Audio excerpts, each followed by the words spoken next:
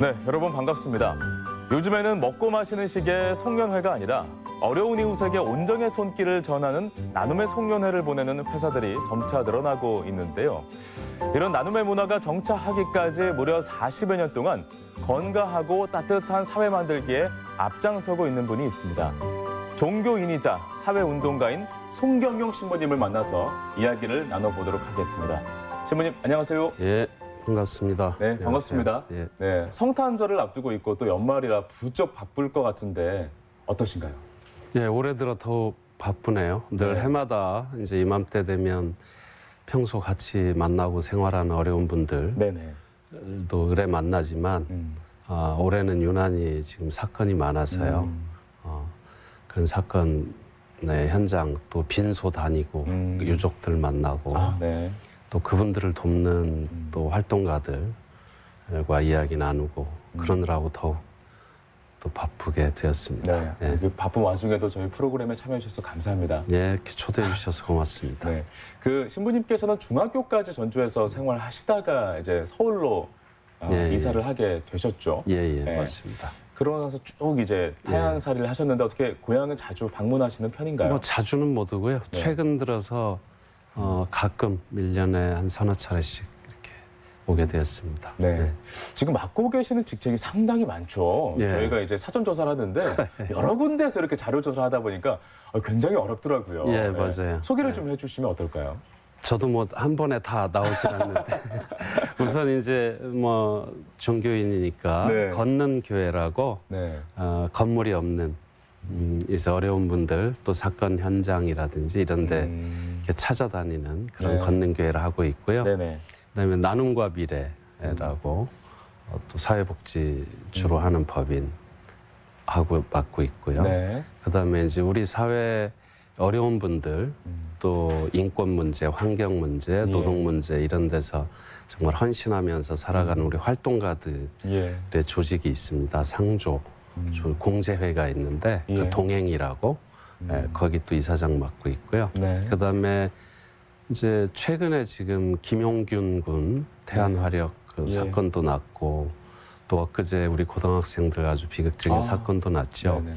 우리 사회가 가지고 있는 여러 가지 그런 안전, 생명 경시 이런 현상에 대해서 좀 우리 시민들이 힘을 합쳐서 이런 문제를 해결해 보자고 만든 조직이 있습니다. 네. 생명안전 시민넷이라고요. 네. 네, 거기 또 대표를 맡고 있습니다. 네. 네. 또 뭐 보통 사건 사고 현장에도 계시지만 유독 또 나눔에 대해서 관심이 굉장히 많으신 것 같아요. 예, 맞습니다. 특별한 이유가 있을까요? 제가 86년에 네. 처음으로 나눔의 집을 만들었고요. 네. 우리나라 이제 처음으로 나눔 문화, 나눔 운동 이런 말이 이제 그때 시작이 됐죠. 네. 네. 그래서 제가 1979년부터 이제 상계동 예. 서울의 제일 빈민촌에서 야학을 했는데 그때 같이 어린 노동자들하고 생활했어요. 그 학교 못 가고 아침 7시부터 밤 8시, 9시까지 네. 일하던 그 노동자들을 위한 예. 야학을 했는데 그때 이제 그 친구들로부터 오히려 학교에서 배운 것보다 훨씬 더 많은 걸 배운 것 같아요. 삶을 대하는 자세라든지 예. 이 노동의 가치라든지 네. 또 가난하지만 서로 돕고 나누는 네. 그런 것들이 자세로 중요하잖아요. 어떻게 그럼요. 보면. 예. 네. 그것이 저를 지금까지 이렇게 이끌었다고 생각합니다. 오히려 그러면 나눔을 통해서 신부님께서 그들에게 더 많이 배운 셈이 된 거네요. 그럼요. 예. 예. 제 삶의 원천이 됐고 제 삶의 방향이 되어줬으니까 제가 오히려 늘 감사하면서 살고 있습니다. 네. 아까도 잠깐 언급하셨지만 1990년에 서울 봉천동에서 나눔의 집을 설립을 하셨고. 예, 이제 1986년에 네. 도봉구 상계동이라는 데서 처음 만들었고요. 만들었고. 90년에 이제 관악구 봉천동에 네. 다시 또 만들었죠. 다시 또 만든 겁니까? 예, 예. 네. 그럼 그쪽에서도 그 어떤 나눔의 어떤 그 그럼요. 사업이라고 얘기를 예, 좀 나눔의 될까요? 예. 집이라고요. 좀 더 확장을 하게 된 계기가 되는 건가요? 그렇죠. 이제 학교 못 다녔던 네. 어린 노동자들 또 한글을 배우고 싶었던 그 당시만 해도 지금도 연세 드신 분들 한글 모르는 분 많지만 이 중년 특히 여성들, 남성들 또 예. 한글 모르는 분들이 많았어요. 네네. 이제 그런 분들 한글 교실도 하고 또 여러 가지 그 인권 뭐 억울한 일을 당해도 어디 하소연할 데가 없으니까 네. 그 그분들을 돕는 일, 또 청소년 쉼터. 그러니까 이제 우리나라의 당시에 지금도 뭐 비슷한 숫자를 유지하고 있는데 예. 학교 밖 청소년이라고 그래서 가출했거나 또는 폭력이나 이런 걸로 좀 이렇게 상처를 안고 살아가는 청소년들이 한 23만 명 정도 되거든요. 예.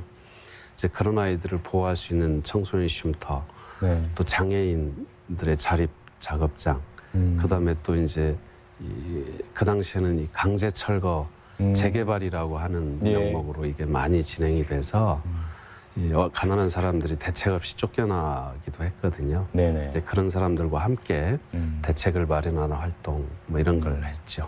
네. 상당한 뭐 많은 기구와 또 공간들이 마련됐던 것 같습니다. 그럼요. 네. 신부님을 통해서요. 예. 네.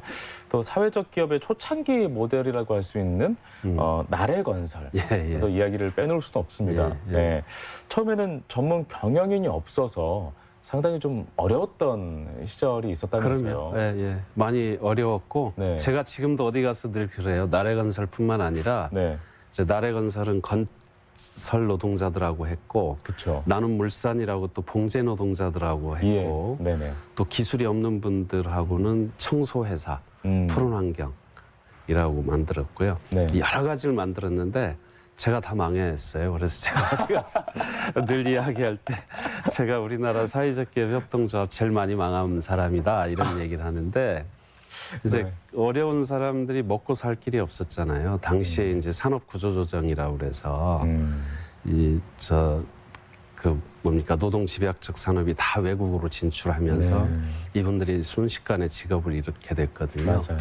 그래서 이제 먹고 살기 위해서 시작을 한 거예요. 방법을 예. 찾다가 네. 그래서 외국엔 어떤 사례가 있나 보다가 이제 협동조합 사회적 기업을 찾게 된 거죠. 네. 그래서 했는데 아무래도 이게 회사고 기업이니까 경영 능력이 있어야 되잖아요. 그렇군요. 근데 뭐 제 얼굴에 경영, 이름은 경용 비슷한데 제가 뭐 경영을 할 수가 없고 네. 그분들도 이제 노동은 열심히 했지만 경영에 참여해 본 적이 없지 않습니까? 그렇죠. 배워본 적도 예. 없고 그러다 보니까 이제 이게 뭐 4년 5년 만에 이제 망했지만 그게 씨앗이 되어서 지금 우리나라 전국 시군구에 다 있는 자활센터를 그때 만들게 됩니다. 그걸 제가 이제 정부에 제안을 해서 네.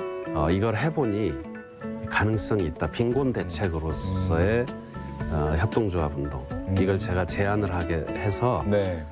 전국에 지금 270여 개 기관이 설립이 돼서요. 네. 네. 그게 큰 보람이죠. 그게 이제 그래서 저는 망했다고 표현하지 않습니다.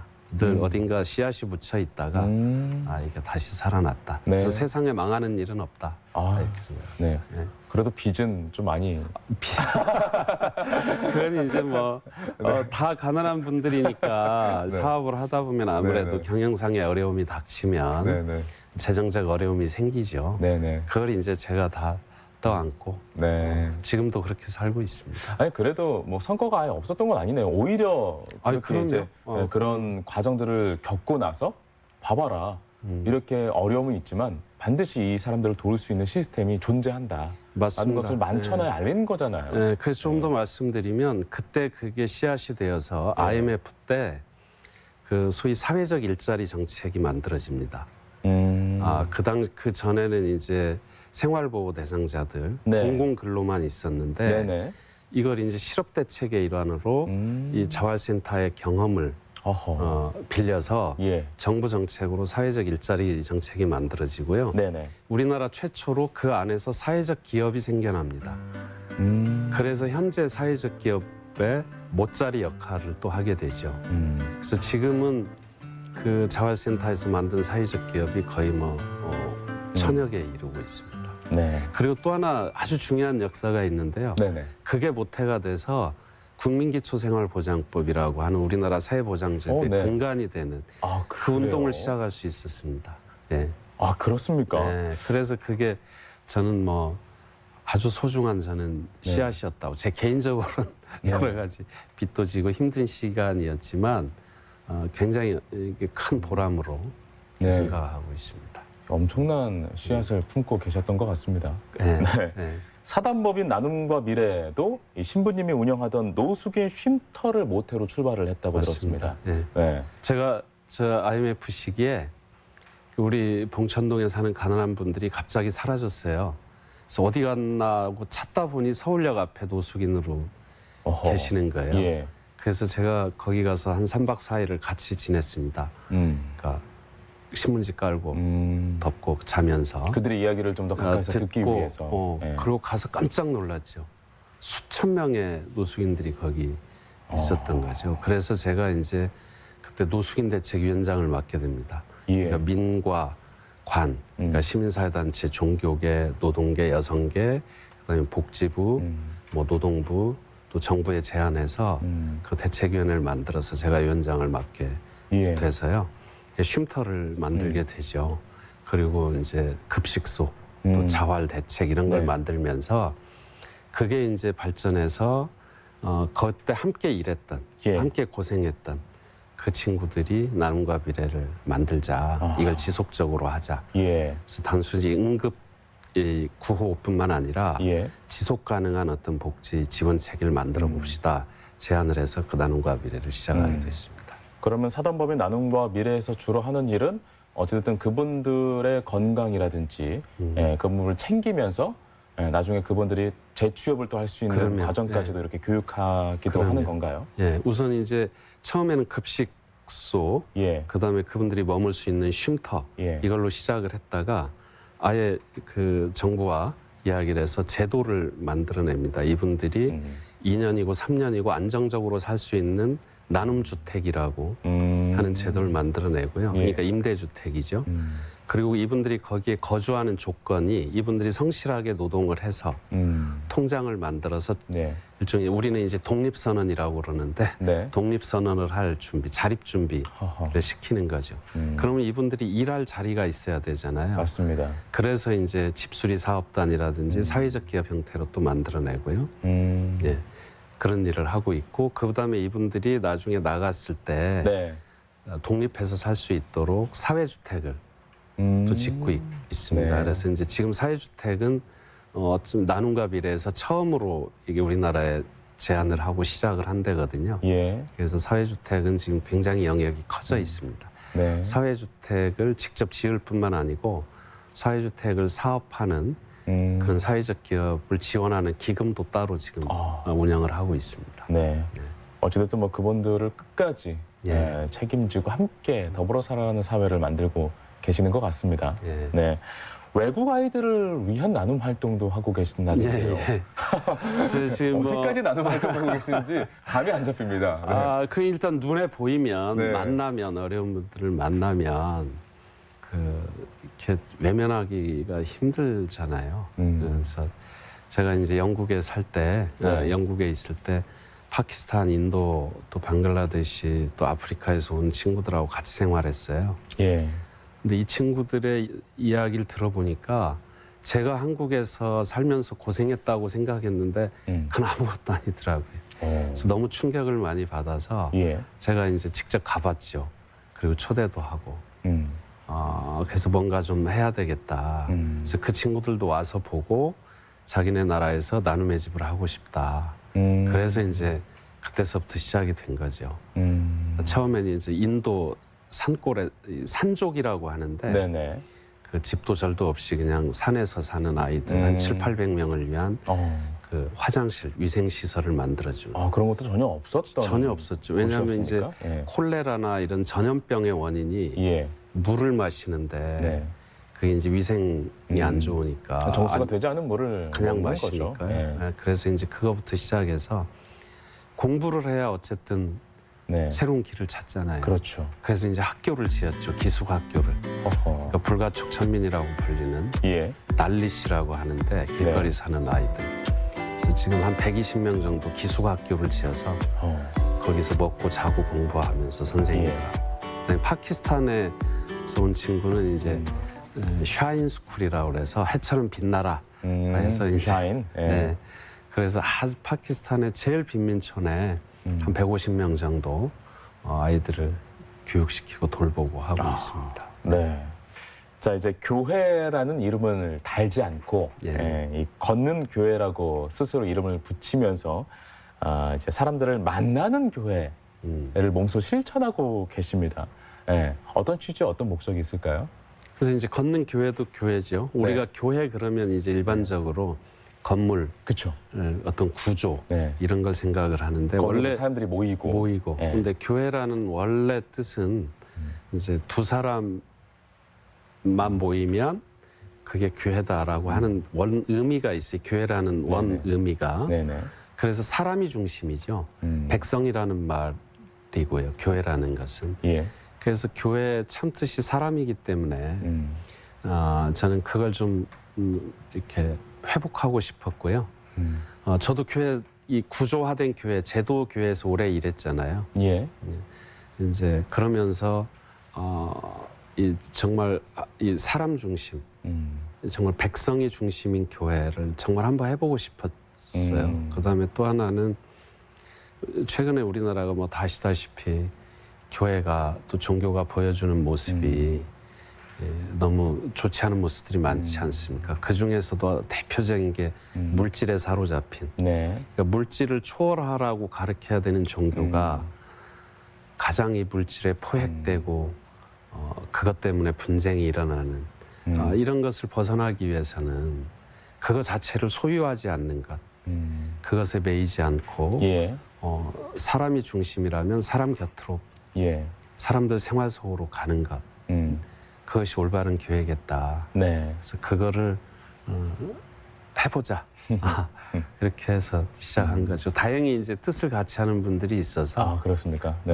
아주 즐겁게 하고 있습니다. 다행입니다. 자, 그리고 서울 사회적 경제 네트워크 이사장을 또 맡고 계신데요. 주로 하는 일이 어떤 일이죠? 그건 이제 맡았었고요.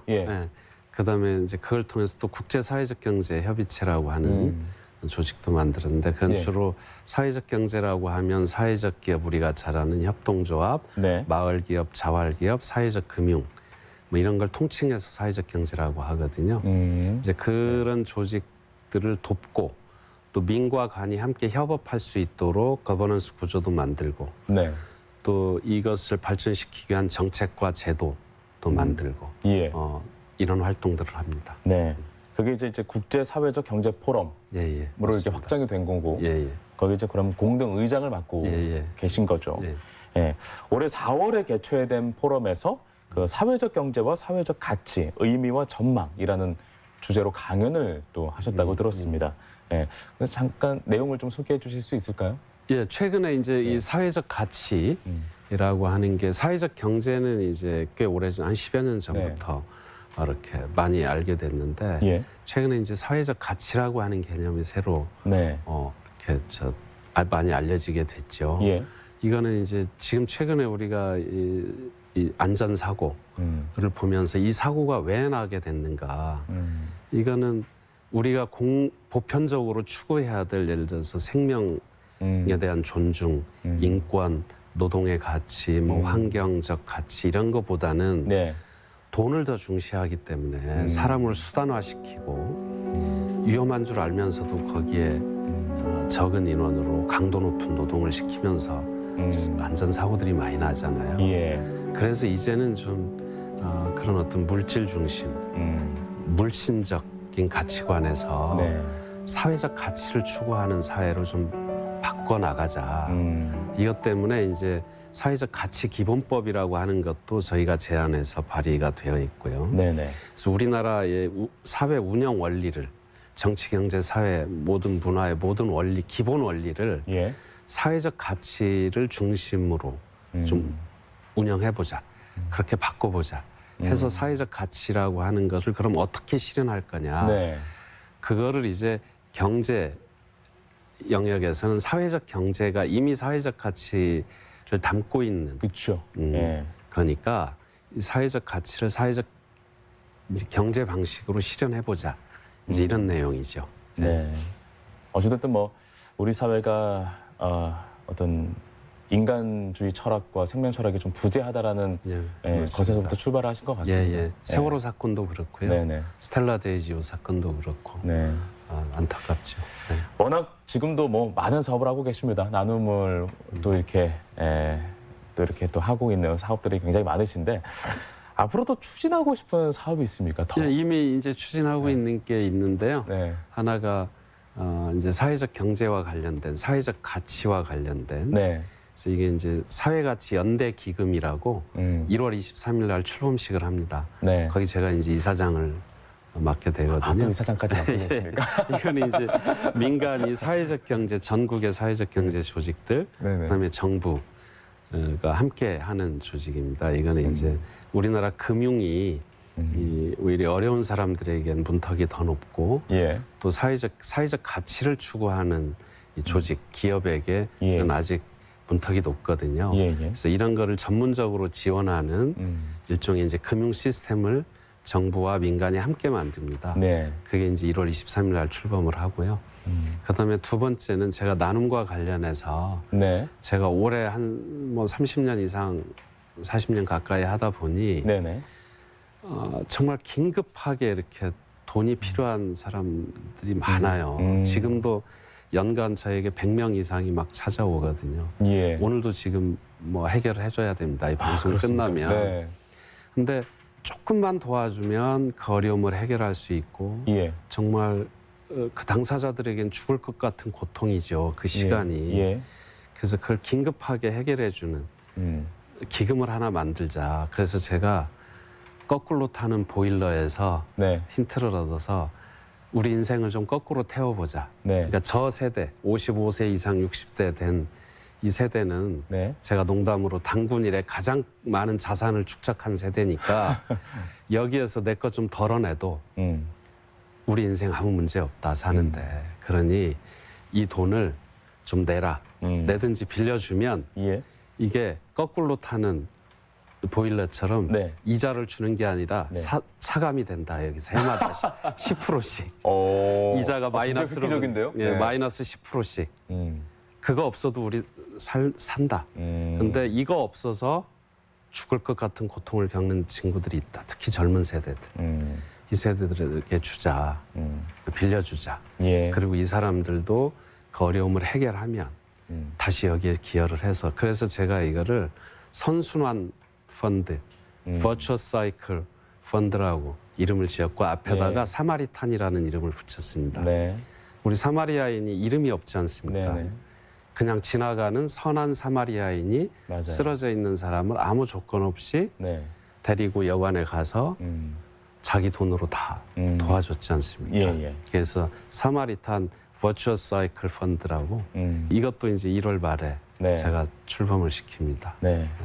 투자면 투자할수록 돈을 잃는 그렇죠. 시스템인데 어쨌든 나눔을 실천하는 거니까. 맞습니다. 네. 네. 또 그런 개념으로 네, 바라보면 그 다행히 좋을 것 이제 같습니다. 여러분들이 네. 참여하겠다고 그래서 네. 이렇게 하려고 알겠습니다. 합니다. 네. 우리 신부님께 마지막 질문이 될 수 있을 것 같은데요. 신부님께서 생각하는 나눔이란 무엇인지. 나눔은 네. 제가 늘 그런 이야기를 많이 봤는데요. 나를 거룩하게 만드는 일종의 나를 향한 제사라고 생각을 해요.